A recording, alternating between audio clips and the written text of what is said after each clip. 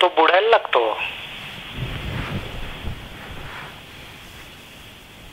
ते बुडणं म्हणजे आपलं ध्यान आहे. त्या बुडण्यामध्ये आधी नाकातोंडात पाणी जातं.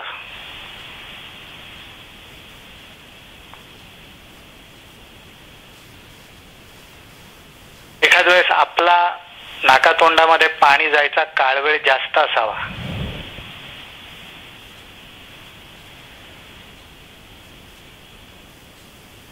कारण पाण्याच्या वर डोकं ठेवून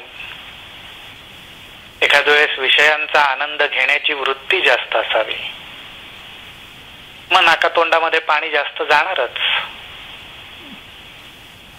मग ध्यानामधली अस्वस्थता ही राहणारच.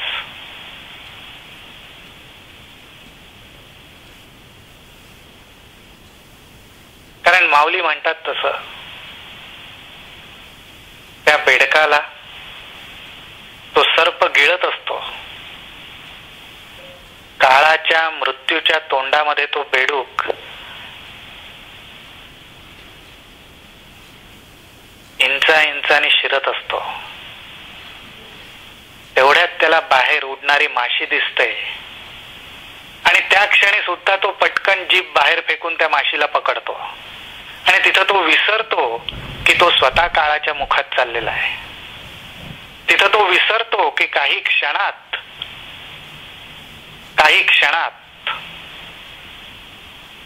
त्या माशीचा आनंद मिळतोय का नाही मिळतोय हे कळायच्या आत मृत्यू आपल्याला गिळणार आहे.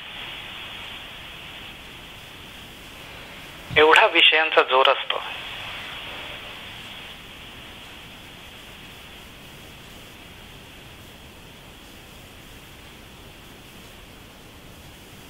की ज्यामुळे मृत्यूचा विसर पडतो.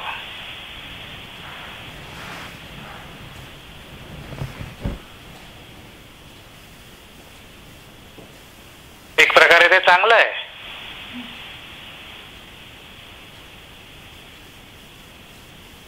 मृत्यूचं काळाच्या पडद्याआड जायचं ह्याचीच जाणीव मनामध्ये नुसती असती तर मन घाबरट झालं असतं.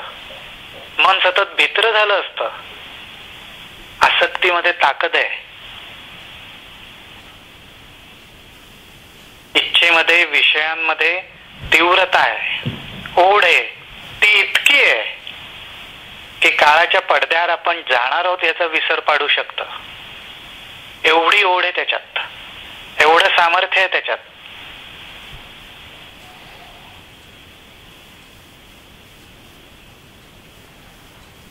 पण तिथेच महाराजांनी शिकवलेली भक्ती उपयोगी पडते. तिथेच माऊलींनी सांगितलेला अभ्यास योग उपयोगी पडतो.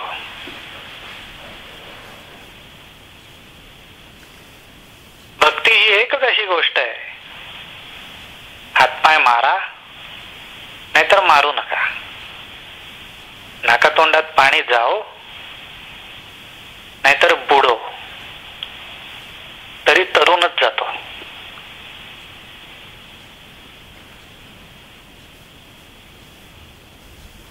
भक्ती गंगेमध्ये ह्या किनाऱ्यावर बुडला तरी दुसऱ्या किनाऱ्यावर तो अमर म्हणूनच बाहेर पडतो, न मरताच बाहेर पडतो. मूळ भक्तीचा आधार घेता आला पाहिजे.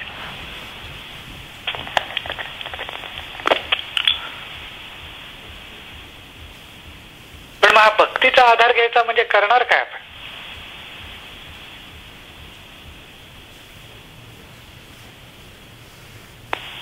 विषय झाले, विचार झाले, वासना झाल्या, इच्छा झाल्या, अपेक्षा झाल्या, आकांक्षा झाल्या, पाहिजे ते नाव देऊ आपण.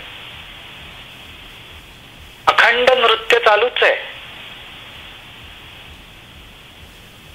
आजूबाजूला सतत फेर धरून नाचतायत. कुठल्याही बाजूला मान वळवा, इच्छा आहेतच. ह्या काही इच्छा आवडत्या नाहीत म्हणून दुसऱ्या बाजूला मान वळवा, तरी इच्छा आहेतच.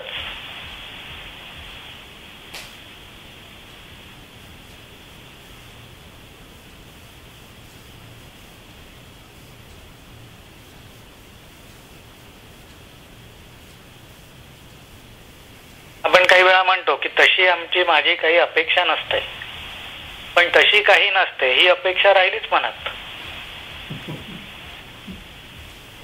सुटका नाही अजिबात. कितीही पळवाटा शोधल्या तरी सुटका नाही. इथे खरी शरणागतीच पाहिजे. इथे अत्यंत प्रामाणिकपणे भक्तीच पाहिजे.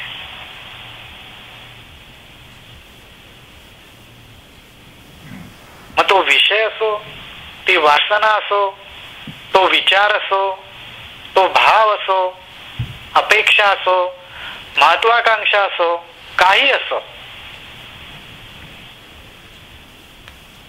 परमेश्वराला धरून व्हायला पाहिजे. परमेश्वराच्या स्मरणात व्हायला पाहिजे. आज उघडपणे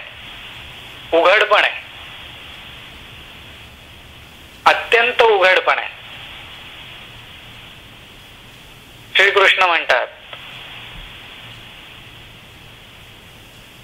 की माझ्याकडे यायच्या ज्या वाटा आहेत त्या वाटांची तसूभर सुद्धा कमतरता नाहीये.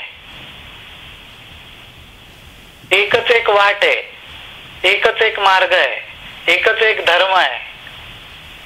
अजिबात नाही, अनंत वाट आहे. फक्त माझ्याकडे यायचंय ही मनात इच्छा पाहिजे.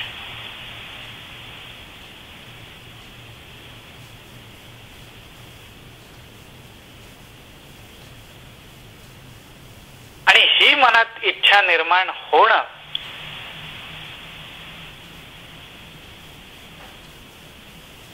त्या धगधगत्या ज्वालामुखी सारखी मनामध्ये ही इच्छा राहणं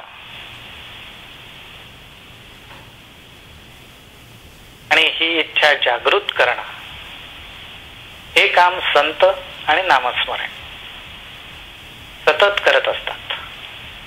नामस्मरणाचा मूळ उद्देशच हा आहे की मला मूळ मुक्कामी जायचं आहे.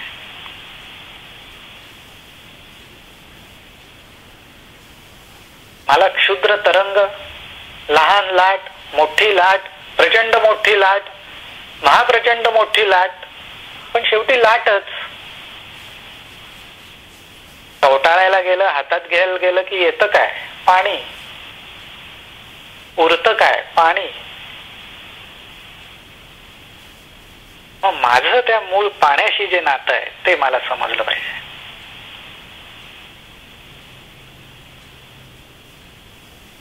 आणि ते समजण्याच्या मार्गामध्ये मग जे काही कर्म येईल, जो काही धर्म येईल, जे काही विचार येतील, जे काही भाव येतील, जे काही विषय येतील, ज्या काही वासना येतील, त्या लाटा आहेत,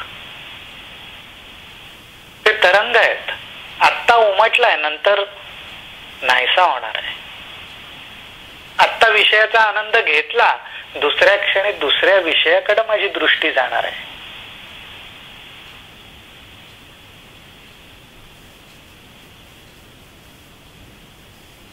पण या सगळ्या विषयांच्या मुळाशी मी शोध कशाचा घेतोय?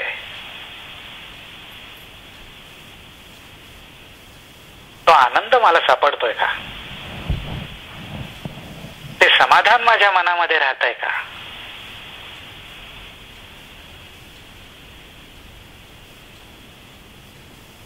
आणि माझं समाधान, माझा आनंद, माझं सुख हे लाटांमुळे प्राप्त होणाऱ्या समाधानावर असेल तर ते एक ना एक दिवस नाहीसं होणारच.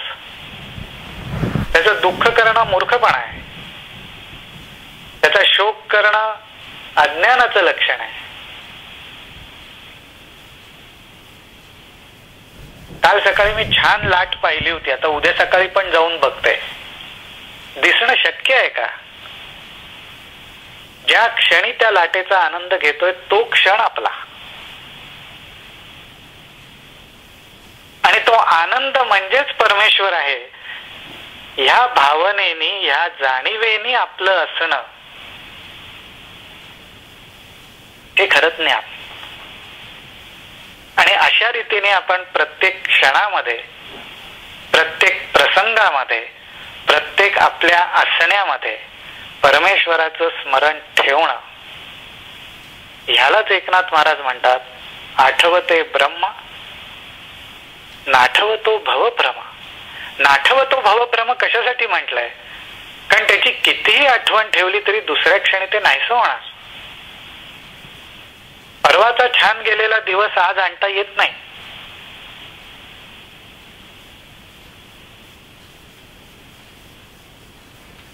काल झालेल्या दुःखाचे पडसाद मनामध्ये राहतील, तीव्रता कमी होत जात आहे.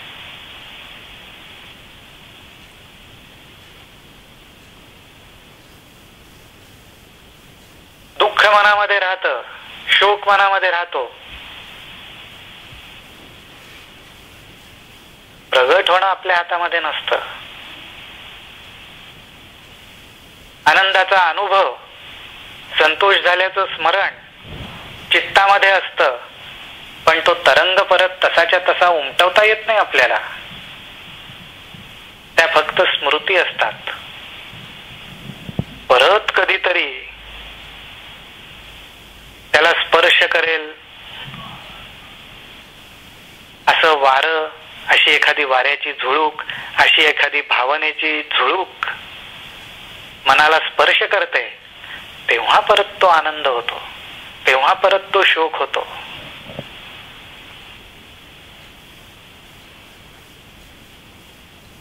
तोपर्यंत तो मनामध्ये दबा धरून बसलेला असतो.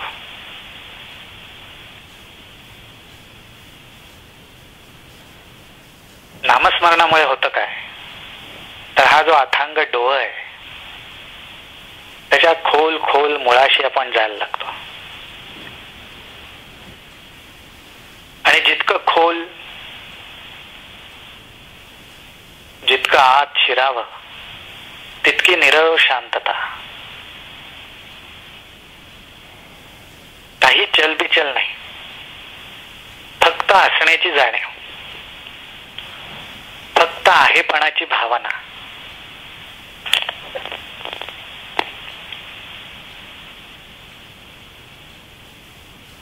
वरती उमटणाऱ्या लाटा, त्यांचा गोंगाट, त्यांचा आक्रोश,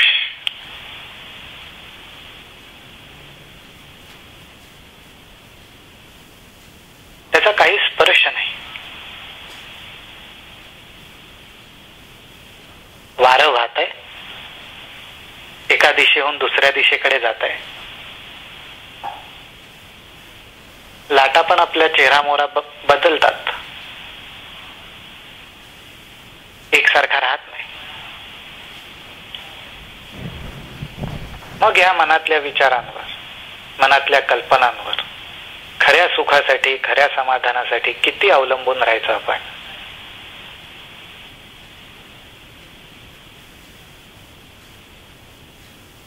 याचा थोडासा शांतपणे विचार केला पाहिजे. आणि हा विचार करण्यामध्येच हे तरंग कमी कमी व्हायला लागतात, शांत व्हायला लागतात.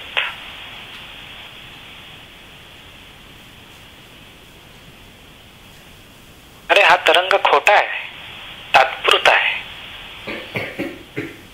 दुसरा तरंग येईल. अरे ह्याच्यात जरा काहीतरी रस दिसतोय, थोड्या वेळाने लक्षात येईल तसं काही नाही, हा पण आला आणि गेला.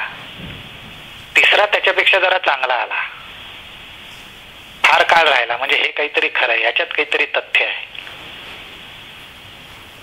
नाही रे, ते पण नाहीस झालं. चौथा आला, पाचवा आला. हळूहळू लक्षात येईल, यालाच कवींनी जीवन म्हटलंय, यालाच माया नदीचा पूर म्हटलंय.